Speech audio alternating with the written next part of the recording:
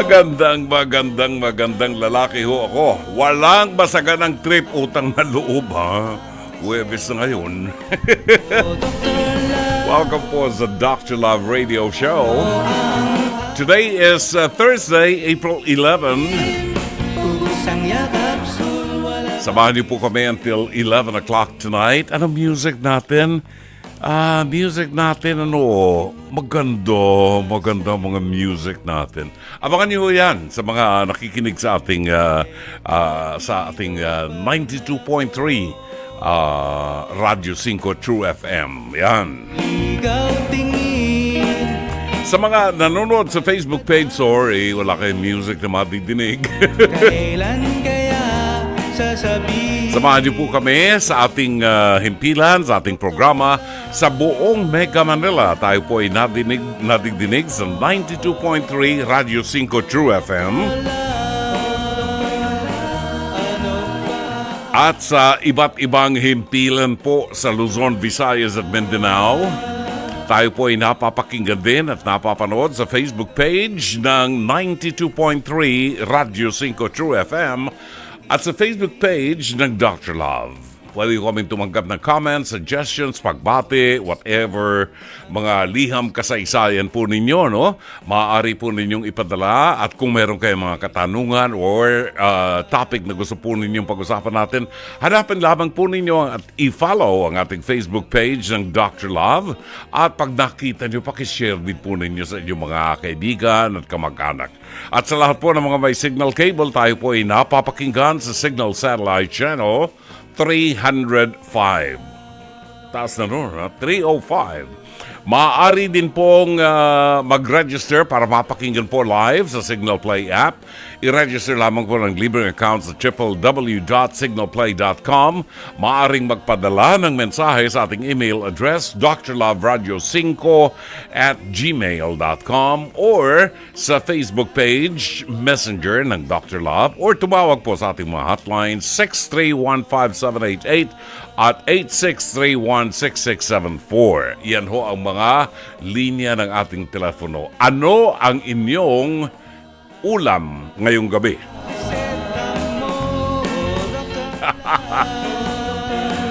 Ang ulam ko ngayong gabi ay galing pa sa Lagonoy, sa Bicol. Sa Lagonoy. Padala sa akin ni Mayor June Pilapil, yan, at saka si First Lady Brenda Pilapil. Mga inaanak ko po yan. Inaanak ko sa kasal.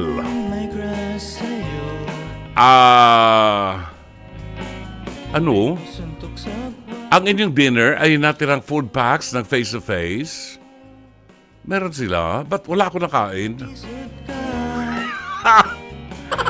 Wala nakain? Napunta sa inyo kakainin ko? Sana all. Sana all. Hindi, ang aking uod ng sarap. Uod ng sarap ang aking hapunan ngayon. Anong tawag doon? Laing. Laing, Sana all. Yun. Yung nagmamantika sa gata. Yun, grabe. Mrs. Brenda Pilapil and Mayor June Pilapil. Maraming salamat po sa inyo. Nakakain na naman ako ng laing. Sana all. Sarap. Yun, 9:43. Ano ang magiging talakayan natin ngayon sa Face-to-Face? Hirit ni Dr. Love. Style mo bulok. Basurang bulok. Uy! Iba yan ha? Hindi ako familiar dyan. Style mo bulok. Basurang bulok. Abangan niyo mamaya ang ating Pest to Pez. Hirit ni Dr. Love. At madinig natin ang inyong mga opinion. Samantala, magbabalik po ang palatuntunang Dr. Love Radio Show. Buksan muna natin ang ating programa at ating pagnilayan ang mabuting balita ng Panginoon para sa araw na ito ng Huwebes, April 11.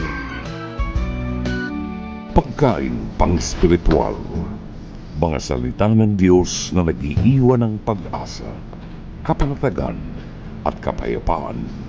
Pagkain pang-spiritual, hango sa bagong tipan ng banal na aklat. Pagkain pang-spiritual. Narito ang ating pagkain pang spiritual sa araw na ito ng Huwebes, ika-11 ng buwan ng Abril. Ang Ebanghelyo ay matatagpuan sa 3 kabanata ng Ebanghelyo sangayon kay San Juan, talata 31 hanggang 36. Siya na nagmula sa itaas ay higit sa lahat. Siya na nagmula sa lupa ay tagalupa at nagsasalita ng ukol sa lupa.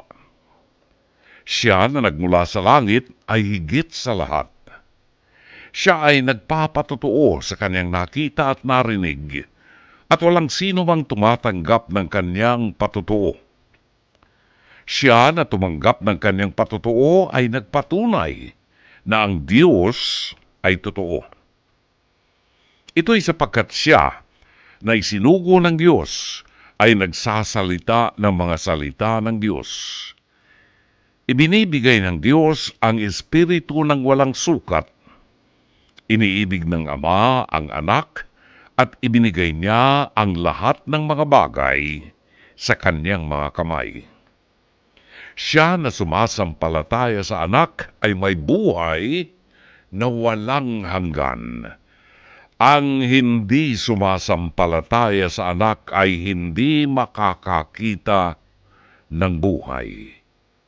Subalit ang galit ng Diyos ay nananatili sa Kanya. Mga kapatid, ang mabuting balita ng Panginoon. Pagkain pang-spiritual. Mga salita ng Diyos na nag-iiwan ng pag-asa, kapanatagan at kapayapaan. Pagkain pang-spiritual, hango sa bagong tipan ng banal na aklat. Pagkain pang-spiritual.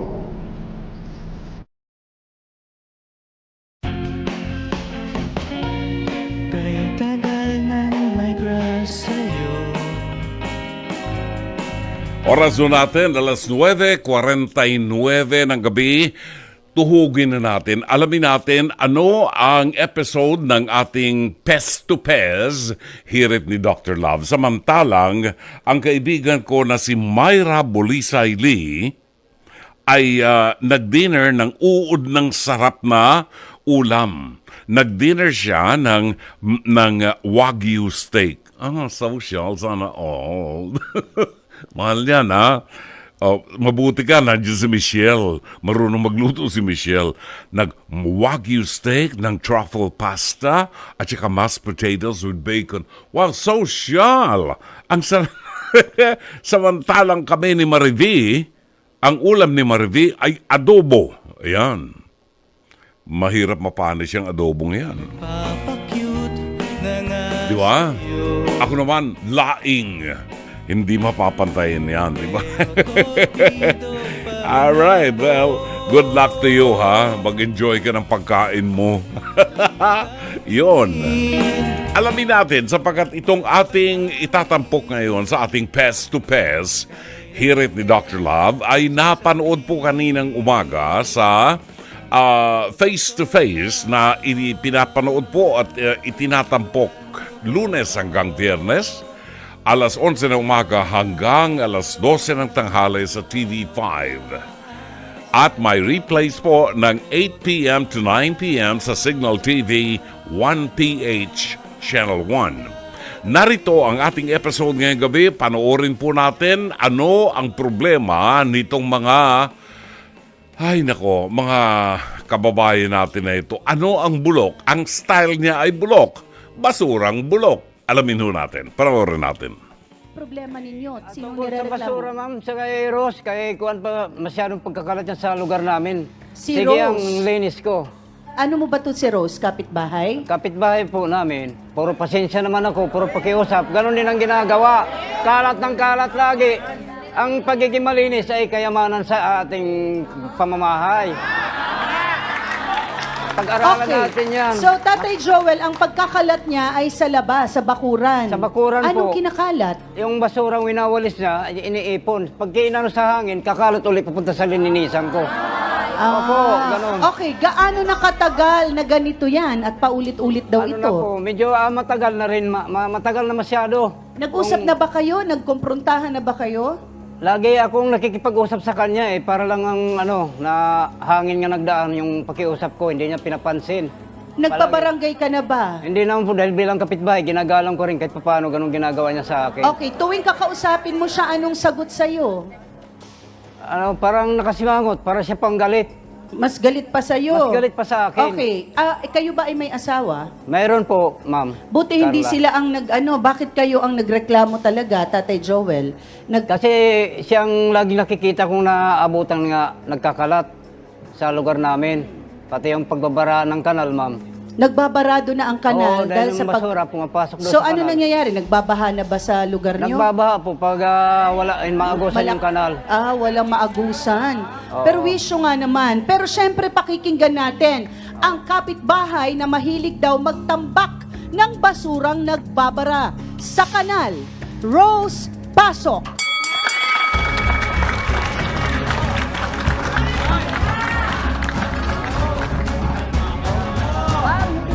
Ma'am, hindi naman ako nagkakalat sa kanal mo ah. Dinadampot ko pa nga doon sa may ulungaw sa Sinungaling ka, hindi natin ako kanal sa'yo para magreklamo itaas kasi yung hindi ka nagkakalat. itaas yung kalat. Okay, upo Ako lang sa- tayo. ako Kasi sa- flip top tayo. hindi mo ito kaya. Ako si- Kung hindi kaya, wag Hindi na mo tayong flip top. mag-ano. Opo, opo. Ako ang sinisisi niyo lagi. Minsan nagwawalis po ako doon. Nilalagay ko po doon sa tabi ng ano nyo. Gutter, gawa na po yung kalat na nasa kanal nyo. Bakit ho hindi ninyo maiayos yung basura ninyo? Ma'am, inaano ko po, ma'am, iniipon ko po muna doon sa sa may taas ng lungaw po para patuyuin po. Kasi po, araw-araw po, ma'am, meron pong basura sa lungaw. Ngayon po, nakikita ko po yun. Nagbabara nga po yung doon, yung kanal. Ngayon po, yung tubig nga po doon, umaapaw na. Hindi niya po nakikita yun. Ang nakikita niya, yung paggagawa ko ng ayos sa kanyang kanalan. Hindi kita irereklamo dito sa face to face kung hindi totoo yung nagkakalat ka lagi sa bakura namin. Si winawalis Ate mo, Rose naman ay mukhang mabuting tao, talagang mabait naman. Pero meron kasi tayong mga nakasanayan kasi kung walang ginagawa na mali, walang magrereklamo, 'di ba? Okay. Ay, pakadum. Ang dumi. Pinky ang dumi. Ay, sorry Pinky. Ayan. Si Pinky. Kala ko si Pinky yung dumi dun sa kanan. Ayan. Buti na lang kamo. Buti na lang nagkaroon ng kanal yung basura. So ano ang reaction mo dito, Nanay Rose, na ang pagkakalat daw ninyo ng basura ang dahilan ng pagiging barado ng kanal? Hindi lang naman po ako ang nagkakalat doon, ma'am. Kundi marami po kaming kapitbahay doon na nagwawalis. Doon din po iniiwan sa may harapan ng bahay nila. Ngayon po, ako po laging pinagbibintangan yan. Meron pa ba kaming dapat malaman na galit o ano ba? Ano ba ang storya nyo? Bakit si Ate Rose lang ang nakikita ninyo, Kuya Joel? Oo. Meron ka bang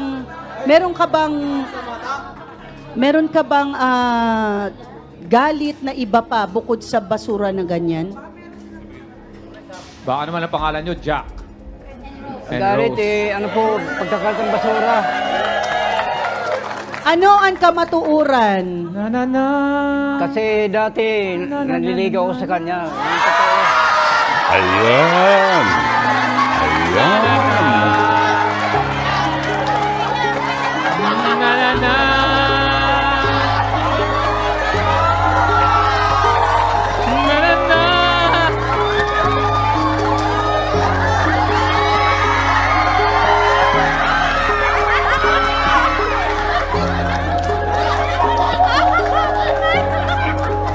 Sabi ko, saluhin mo ko. Ano ba yan? Para tayo Titanic, lumubog Bakit ako. naman atras yung paa mo? Buang ka. Akala ko kaya ko, promise. Sabi ko, yung paa mo. Nakakatuwa naman. Ano ang nangyari Tatay Joel, nung ikaw ay nanligaw noon kay Ate Rose, Ano po, parang pinapaasa niya lang ako lagi. Wow. Parang, pinaasa ka. Oo, pinapaasa niya. Maganda si Ate Rose, ha? Maganda si Ate Rose, promise. Hindi kasi nakakatuwa, no? Pero sa atin tuwan-tuwa tayo, kinikilig tayo sa tuwa. Pero ang totoo niyan, feeling ko may masakit na karanasan si Kuya Joel sa panliligaw niya kay Ate Rose. Kasi inabot ng ilang taon ang kanyang hinanakit, Pagdaramdam. pagdaramdam. Nagsama-sama yung lahat. Okay. Nagsama-sama na ipon ang hugot ni Kuya Joel. Nagkataon Okay. pa, ma'am, magkapitbahay. Nagkataon pa Okay, magkapitbahay istorya mo kami. yan. Nagkataon pa kami magkapitbahay. Tapos ginagawa niya ulit yung ginawa niya sakit ng kalooban ko, puso ko. Yan ang ginagawa niya. Tinatambakan na naman yung ano ko, bakuran. Ginagawa na naman niya ng panibagong sakit ng kalooban. Nung una, binigo niya na nga ako. Ngayon, panibago na naman sakit ng loob.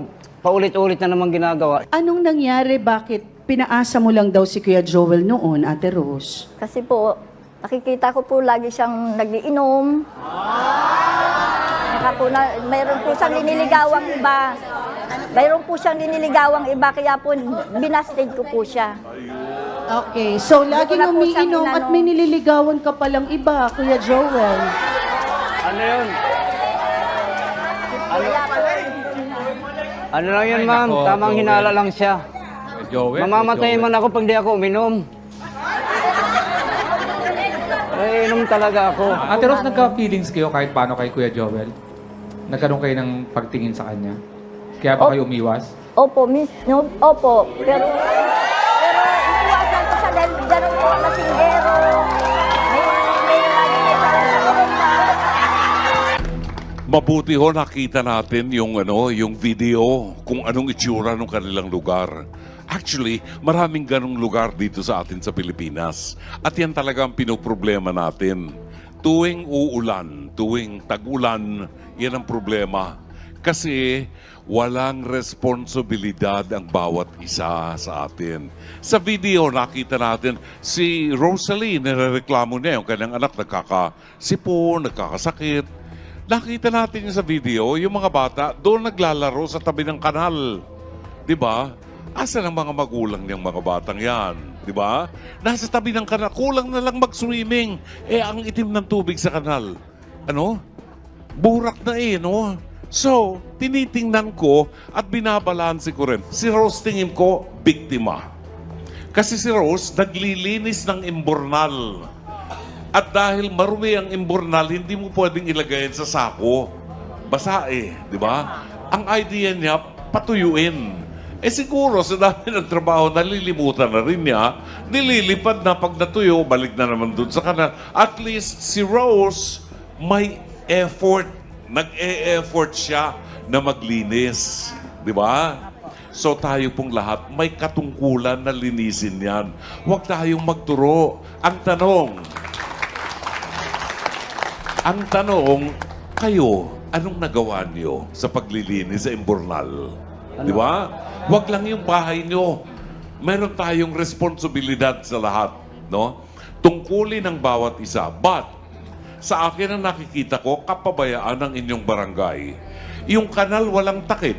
Di ba? Delikado yun Walang takip. Siguro, ang intensyon nila para madaling malinis. Pero nalilinis ba? Obviously, hindi.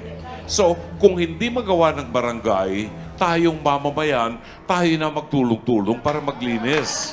After all, tayo rin ang maapektuhan yan pag nagsimula ng umulan. Thank you, Dr. Love. Ngayon po ang Thank you. Maraming salamat din, Mama Carla. Yung pala, itong si Joel, niligawan pala itong si Rose nung araw. Nabasted. Hanggang ngayon, masama loob niya. Anyway, kung kayo po ay may mga feedback at meron po kayong mga mensahe, hinggil po mga komentaryo, hinggil sa inyong napanood ngayon, style mo bulok, basurang bulok. Pwede ko kayo magpadala sa comment section ng ating Facebook page ng Dr. Love sa live stream. Pwede rin po sa messenger ng Facebook page ng Dr. Love. Or tumawag kayo sa 863-15788 at 863-16674. Babalik ang palatuntunang Dr. Love Radio Show ganap ng alas 10:01 ng gabi. 19 minutes after 10 o'clock sa pangalawang bahagi na po tayo ng programang Dr. Love Radio Show. Nako, ito mga reaksyon ng ating mga kaibigan ho. Lance Abellion, grabe naman po Brother June ang revelasyon sa episode ng Face to Face. Basura ang topic pero ligawan pala nakaraan. Panghaba ng buhok ni Ate Rose. Uwi na po. Sana all. Pero seriously, ang waste management po sa barangay ay dapat pong aksyonan dahil sa kawalan ng disiplina ng tao. Totoo yan. Marami kasi nangyayari ngayon, pag merong kinain or something o plastic na supo, tapon na lang ng tapon. So pananghangin yan, mapupunta yan sa mga kanal natin, sa mga imbornal. Pagdating ng tag-ulan, wala na, baha na, hindi na makadaan ng tubig. Di ba? Alright, meron pa ba tayo? Anong pangalan? Yan. Si Alan A. Hungko. Sabi ni Alan A. Hungko, yun po pala may nakaraang ligawan kaya po ngayon inaaway, kakatuwa naman. Pero in fairness, itong si Joel may asawa na po. May asawa at anak na si Joel, pareho silang may asawa na. So, itong si Joel hindi pa makamove on. Annalisa Fragata Roquero, kuya, style mo bulok. Kunwari, tungkol sa basura, yung pala sakit ng nakaraan ang dahilan mo. Kuya, umpisahan mo na pong linisin yung basura ni Ate Rose, dagdag pogi points pa yan. Nakakatuwa po kayo kahit may edad na, may love pa rin sa isa't isa. Salamat po, sabi ni Annalisa Fragata Roquero. Talaga naman. Baka meron kayong mga feedback or reaction sa ating napanood po ninyo sa ating Pest to Pez here at Dr. Love. Pwede po ninyong ipadala yan sa ating comment section ng Facebook page ng Dr. Love or sa FB Messenger natin, o pwede kayong tumawag sa 863-15788 at 863-16674. Ganyan ho namin kayo, panoorin po ninyo ang face-to-face sa television sa Channel 5 alas 11 ng umaga hanggang alas 12. Ito po ang pre-program ng Eat Bulaga, no? At napakataas po ng rating natin. Mondays to Fridays. Kasama natin dito si Carla Estrada, si Alex Calleja. Ang trio, tagapayo, si Dr. Camille Garcia, si Attorney Lorna Kapunan at si Dr. Love ng Dr. Love Radio Show ng 92.3 Radio 5 True FM. Magandang gabi at buwabati ho ng magandang gabi si Lina ho ng Plaridel, Bulacan. Rod Diaz Evasco watching from Davao City. Maraming salamat po sa inyo, Rod. Thank you, ha. Si Emerson Alvarez ay nanonood sa Daraga Albay. Daraga Albay. Yun. Malapit ba yan sa Mayon Volcano? Daraga Albay. Okay. Melly Matabang Teneranda, buwabati na magandang gabi. At nagpapacheck ng attendance, pabati po sa aking bilas na nag-birthday kahapon. Si Dory Teneranda, mula po dito sa Tuktukan, Taguig City.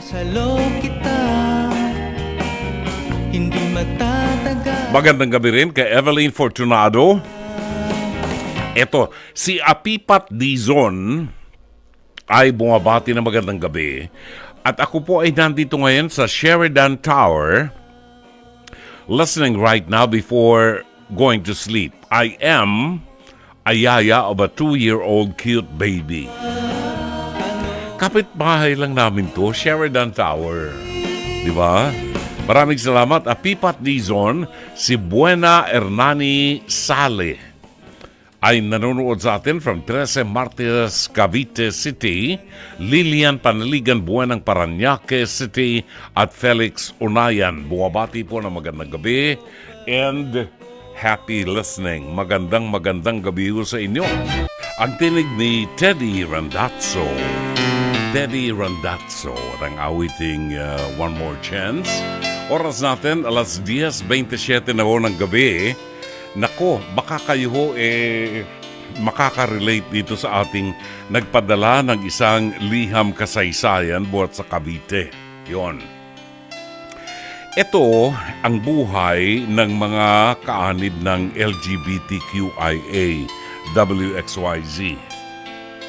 Ito ang buhay nila at makaka-relate po tayo kapag nadinig nyo ang pagtalakay natin dito sa kanyang liham kasaysayan.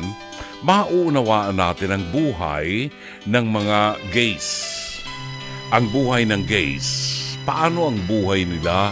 Paano nakasisiguro na ang pagmamahal nila ay gagantihan din ang pagmamahal ng kanilang kalaguyo. Kalaguyo ba o lover? Yan. Tumatagal ba ang relasyon ng gay sa isang lalaki? Ayan ang mga katanungan, ano? Nagtatagal ba ang kanilang relasyon? Dahil meron tayong mga celebrities, television personalities, na nakikita natin na talagang matagal na po ang kanilang mga pagsasama. Bakit tumatagal ng ganun? Siguro dahilan sa, pag-ibig sa isa't isa. Pero maraming factors po maraming factors. Kaya yan po ang tatalakayin natin sa ating pagbabalik. Samantala, nabanggit yung Cavite. Pauwi na ho ng Cavite ngayon ang mag-asawa ni Dr. Ed Trinidad at saka ni Doktora Mina Trinidad. Ito pong mag-asawang ito ay parehong napakahusay na mga dentista diyan sa Pasay. In fact, nakatulong na ito sa isa sa ating mga tagapakinig ng programang Dr. Love Radio Show na atin pong inirefer sa kanya para magawan po ng dentures. And pinagpapasalamat namin sa Diyos na hanggang sa ngayon ay kaibigan pa rin po natin itong dalawang inaanak ko sa kasal na ito, si Dr. Ed and Mina Trinidad ng Pasay City. Magandang gabi at maraming salamat. Pauwi na po sila ng Cavite. Pagbati ng magandang gabi at happy listening kay Alani Hungko, kay Lance Abilio na ngayon ay nanonood at nakikinig sa Sampaloc, Manila. Dorina Villaruz Figueroa ng Gagalangin Tondo, Marvin Riabad. Ang bilis ng panahon, halos kalahati ng Abril. Malapit ka na uling magpatugtog ng Christmas songs. Attendance check buhat sa North Caloocan. Sa June 23 pa po tayo magpapatugtog ng Christmas songs. Sherry Picho ng Seattle, Washington, binabati natin ang magandang gabi. Maria Rosario sa Avedra, Chacluti ng Novaliches, Quezon City. Lina Ho ng Claridel, Bulacan. Edwin Romero. Brother June, we are watching live via Facebook here in the City of Angels in Los Angeles, California. Pacheck po ng attendance. Always watching you every night. Salamat po, Edwin. At syempre, nandiyan si Judith Vicente at si Angelita Banatao ng Pateros. Si Baby ng Binangonan, hindi nagte-text sa atin ngayon. I wonder why. Si Baby ng Binangonan, yung kaibigan natin na nagpadala sa akin ng mga itlog na maalat. Yan. Pagbabalik po natin, ating tutunghayan ang liham kasaysayan. Padala sa ating palatuntunan ni pangalan nito, ni Pampi. Yan, si Pampi ng Cavite. Oras, alas 10:31. Alas 10:33 ang tumpak na oras. Narito ang liham kasaysayan padala ni Pampi at atin pong pakinggan at para maunawaan natin ang buhay ng mga kapatid nating kaanib ng LGBTQIAWXYZ. Alamin natin ang buhay nila, ang mga bagay na nagpapaligaya sa kanila, At ano ang mga pinagdadaanan ng mga kapatid nating kaanib ng LGBTQIA?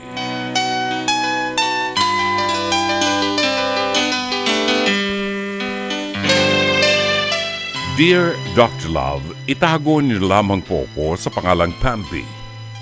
Mula po ko sa Silang Cavite, 33 anyos. At dahil alam ko naman pong hindi nagdidiskrimina ang inyong programa sa mga katulad kong member ng LGBTQ, ilalapit ko po ang aking pinagdaraanan ngayon. Isa po akong gay at mayroon po akong kinakasama. Wala na po akong kamag-anakan dito, lahat po sila nasa probinsya na. Maayos naman po ang buhay nila, kaya naman buhay ko at ng kinakasama ko na lamang po ang iniintindi ko. Nagkaroon ako ng gana sa buhay simula nang makilala ko siya. Ang aking boylet. Lalo po akong sumipag at talaga naman pong natuto po akong mangarap.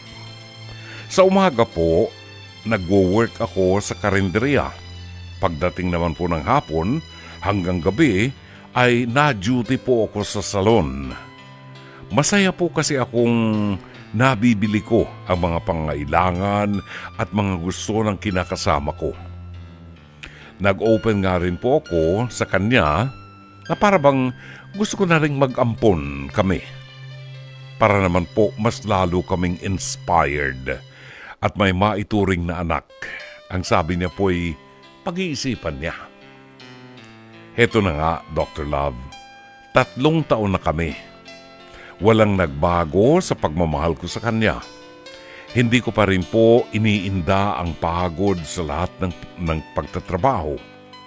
Pero ang kagustuhan kong mag-ampon, hindi pa rin po niya pinagbibigyan. Kaya naman po, pinababayaan ko lamang siya. Pero Dr. Love, nagulat po ako sa nalaman ko. Ang may-ari po pala ng inuupahan naming bahay, naging kalaguyo niya. Ang masakit pa po, nabuntis niya.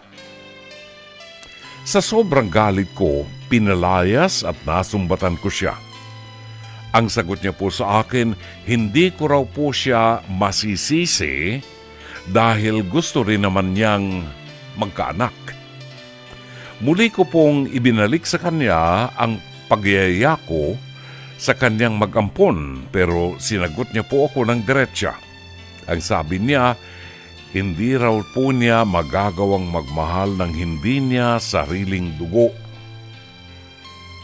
at laman. Wala na po siya ngayon sa inuupahan ko at nagbabalak na rin po akong lumipat dahil nadudurog ako tuwing nakikita ko ang nagpapaupa sa akin na buntis. At ang ama ay ang taong mahal ko. Dr. Love, nawawala na po ako ng gana. Nitong mga nakaraan, nahihirapan akong pumasok sa trabaho para bang ayaw nang kumilos ng katawang ko. Ano po ba ang purpose ko sa buhay? Para bang wala na akong silbi. Hindi ko po alam kung paanong magsisimula muli. Hindi ko po alam kung kaya ko pang muling mag-isa sa buhay. Please enlighten me, Dr. Love. Gumagalang Pampi ng Silang Cavite. 20 minuto bago mag-alas 11 ng gabi, balikan po natin ang liham kasaysayan padala sa ating palatuntunan ni Pampi. Pampi, maraming salamat sa pagtitiwala mo sa programa natin at ito ang madalas nating tinatalakay kapag tayo po'y nakakausap ng mga kaibigan nating mga gays. Napakarami ho naming kaibigang gays lalo na ho sa face-to-face. Yung ating Marife 1 at Marife 2, yung makeup artist natin, mga gays na talagang respetado naman po ng inyong lingkod. At dito natututo rin ako sa kanilang mga kasaysayan at sa pagpapalitan namin ng paliwanagan. Katotohanan, Pampi, na medyo mahirap makatagpo ng isang lalaking magiging tapat sa pagmamahal mo. Hindi natin sinasabi na hindi posible, no? Kasi meron tayong mga kakilala na mga television personalities na aminado sila na gay at sa matagal na panahon ay meron silang ka-live-in na lalaki, yung kanilang boylet, no? Ibig sabihin, nagtatagal kung gugustuhin. Sa anumang relasyon, kailangan yung commitment, kailangan yung determination, no? Pero maraming factors ang dapat nating alamin. Katulad ng sinasabi ng boylet mo. Alam mo, marami tayong nakausap ng mga gay at sinasabi nila na para lamang ma-boost yung kanilang ego, para lamang makuha nila ang gusto nila, napakasama mang banggitin. Pero kinakailangan gumasto sila ng pera para makuha yung gusto nila. Para mapalapit sa puso nila yung mga boylet na gusto nila. Bakit kinakailangan ganun? Kasi, Pampi, katulad ng iyong boylet, may mga lalaki na ang pangarap ay magkaroon ng tunay na anak. Anak na galing sa kanilang katawan. Pangarap nila na magkaroon ng pamilya na kapag sila'y nagkaedad na, kasama ang kanilang mga anak, mga apo, ang kanilang asawa. At totoo ang sabi ng iyong boylet na hindi ninyo kailanman maibibigay ang hinahanap ng mga lalaki. Kasi kahit na paanong gawin ninyo, at tanggapin natin to ha, hindi sa nagdi-discriminate ako ha, tanggapin natin sapagkat ito ang katotohanan. Ang mga gays, kahit magpa-opera kayo, maging transsexual, boylet pa rin kayo. Hindi natin iniinsulto ha, pero ito ang katotohanan. Kahit sa Thailand, di ba? Nakikita natin yan. Sa Thailand, ang pinakamaraming mga ladyboy na nagpapa-opera para magmukhang babae.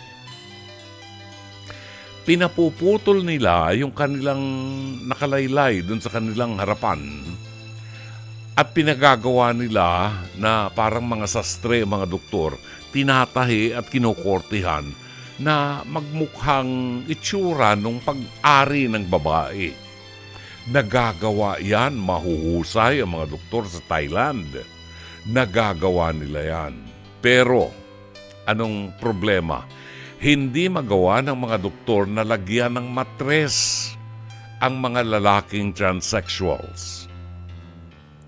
Okay, meron man sila sa itsura nung kagaya ng sa babae, but in reality, sila rin ang nagsasabi na kinakailangang patuloy o palaging ginagamit yung kanilang ikinabit na yun sa kanila, otherwise magsasarado. Bakit daw? Kasi parang wound, parang sugat lang yun na maaaring magsarado. Kasi nga, hindi yan ang pagkakagawa ng nature. Now, hindi natin masisisi ang mga gays sapagkat hindi naman nila gusto na mapalagay sila dyan sa ganyang sitwasyon, pero dyan sila masaya. Marami akong nakikita at nakakausap ko na feeling talaga nila babae sila. At yung bagay na yan dapat nating respetuhin. Kung feeling nila babae sila, well then so be it. Pabayaan mo silang mag-isip na sila'y babae. Ang hindi lang maganda kapag ipinipilit sa akin na babae sila, ganung alam kong hindi naman sila babae. Kasi para sa akin, ang babae yung may matres. Now, I don't really care kung wala kang matres at nag-isip mo'y isip babae ka. Buhay babae ka, kung dyan ka masaya, that's fine with me. Wala tayong pag-aawayan. Kaya lamang, harapin natin ang katotohanan na may mga lalaking pumapayag na maging boylet ng mga gays dahil meron silang pinapakinabang. Tanggalin mo yung pakinabang na yan, yung mga financial assistance, yung mga libreng cellphone na yan o kung anumang bagay na kagaya ni Pampi na binibili niya para lamang lumigaya yung kanyang boylet. See? Kasi nga, hindi kasi talaga para sa isa't isa. Ang lalaki ay para sa babae at ang babae ay para sa lalaki and they complement each other. Kung ipipilit natin yung gusto natin, haharap tayo sa mga consequences katulad ng hinaharap ngayon nitong si Pampi. See? Ngayon, ang problema ni Pampi, parang nadudurog ang kanyang puso, lumiliit ang kanyang mundo kapag nakikita niyang yung babae na naging karelasyon ng kanyang boylet ay nagdadalang tao. Ito kasi ang isang bagay na hindi niyo maibibigay. Now, para sa iyo, Pampi, naunawaan natin at nirerespeto natin ang damdamin mo. Huwag kang mawalan ng pag-asa kasi may mga lalaki dyan na maaaring sumang-ayon sa gusto mo at pareho kayo ng pananaw. Maaaring ma-in love sa iyo at maging sufficient ka na sa buhay niya. Merong mga lalaking matatagpuan ka na maaaring magmahal sa iyo ng tapat. Saan at kailan, hindi ko alam. Tanging Diyos ang nakaalam ng lahat ng bagay na yan. Sa sitwasyon mo ngayon, Pampi, mas makabubuting i-focus mo ang iyong atensyon sa paghahanap buhay, sa pag-iipon at sa iyong mga pangarap. Abutin mo ang iyong mga pangarap. And one day, huwag kang maghanap. One day, maaaring makita mo ang isang lalaking magmamahal sa iyo. Huwag mong isarado ang iyong mundo. Ibukas mo ang iyong mga mata at tingnan mo ng positibo ang bawat araw sa buhay mo. At abutin ang iyong mga pangarap. Sana'y natulungan ka ng palatuntunan ito. As always, Dr. Love. Bueno, hanggang dito na lamang po. Maraming salamat po sa inyo at muli tayong magbabalik bukas, gabi ng Biyernes, alas 9:30 hanggang alas 11 ng gabi sa programang Dr. Love Radio Show. Sana po ay naging makulay at makabuluhan ng isang oras at kalahati ng ating pagsasama.